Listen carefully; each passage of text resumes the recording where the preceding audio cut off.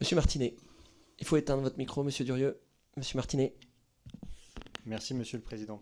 Bon, écoutez, le climat est cordial dans ces échanges, mais je remarque quand même que au moment où vous m'avez présenté Enfance pour tous, vous me l'avez présenté comme un organisme de formation professionnelle et qu'il a fallu que je relance dans une question pour que vous m'expliquiez que c'est un organisme qui en fait gère des crèches.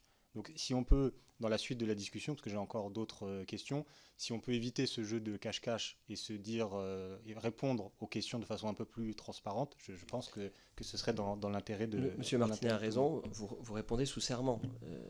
Et Donc moi je veux bien plus de détails sur Enfance pour tous. Donc savoir quel est le chiffre d'affaires de cette association, savoir combien de crèches sont, ou alors si je comprends bien, combien de DSP ont été remportés par Crèches pour tous. Et je veux bien quelques exemples de villes, de municipalités qui sont concernées par ces DSP, parce que vous nous dites, je n'en doute pas que la collectivité évidemment est au courant, mais c'est vrai que ce serait peut-être intéressant pour tout le monde de savoir s'il y a cette façade associative, mais que derrière c'est un groupe privé qui gère, ce serait bien de donner quelques exemples concrets. Donc chiffre d'affaires, je disais le nombre de crèches en DSP, et puis je veux bien du coup plus de détails sur le lien financier entre cette association et People and Baby. Donc vous nous avez dit People and Baby gère les crèches pour Enfance pour tous, je crois que c'est les mots que vous avez utilisés, mais je veux bien en savoir un peu plus. Qu'est-ce que ça veut dire People and Baby gère les crèches, et voilà, quelle est la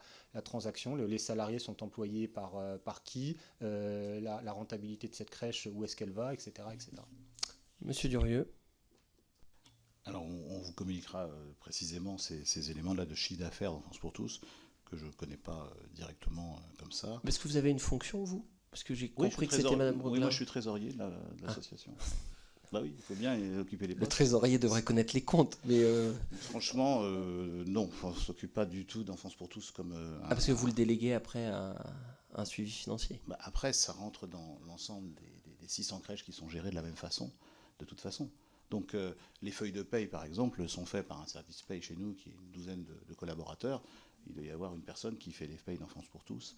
Et puis, En fait, c'est très transparent, en fait, toute cette organisation. bah, oui, bien sûr, bien sûr. Bien, oui. Enfin, dans le sens pas transparent, transparent en termes de l'association est transparente avec la société, d'une certaine manière. Ah ben c'est obligatoire.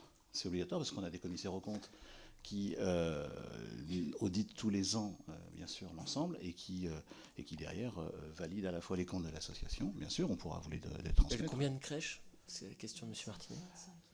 25, 28, c'est exactement. Je ne connais pas le détail par cœur. Je sais que derrière, il y a aussi un système de portage de salaire, de salariés quand la ville nous le demande. Bref, on est en transparence avec les collectivités là-dessus. On répond à leurs demandes, encore une fois. Et tout ça est tarifé, parce que c'est la question qui était posée un peu par M. Martinet, c'est les liens entre l'association et la société, puisque de ce que je comprends, oui, finalement c'est assez transparent entre l'association et la société. Oui, obligatoirement. Pas obligatoirement, c'est une question d'interprétation, mais vous refacturez à l'association ou c'est non dit tout ça? Non, il y a une convention pour faire la gestion des feuilles de paye. D'accord, c'est une forme de frais de siège qui refacturait à l'association gestionnaire. Oui.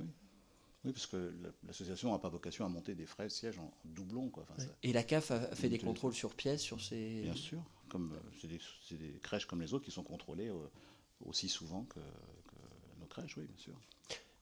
Monsieur Martinet?